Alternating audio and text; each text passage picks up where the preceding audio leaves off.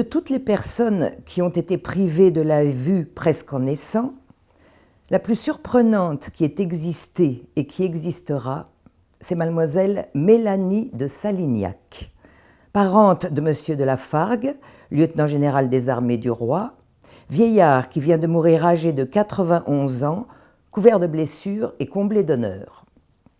Elle est fille de madame de Blacy, qui vit encore et qui ne passe pas un jour sans regretter un enfant qui faisait le bonheur de sa vie et l'admiration de toutes ses connaissances.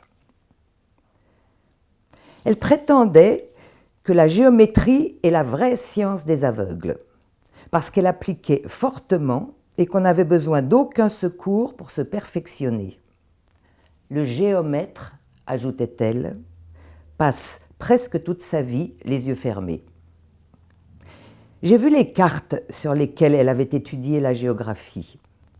Les parallèles et les méridiens sont des fils de laiton. Les limites des royaumes et des provinces sont distinguées par de la broderie en fil, en soie et en laine plus ou moins forte. Les fleuves, les rivières et les montagnes par des têtes d'épingles plus ou moins grosses. Et les villes plus ou moins considérables par des gouttes de cire inégales. Je lui disais un jour, « Mademoiselle, figurez-vous un cube. » Je le vois. Imaginez au centre du cube un point. C'est fait. De ce point, tirez des lignes droites aux angles. Eh bien, vous aurez divisé le cube en 6 pyramides égales, ajouta-t-elle d'elle-même, ayant chacune les mêmes faces, la base du cube et la moitié de sa hauteur.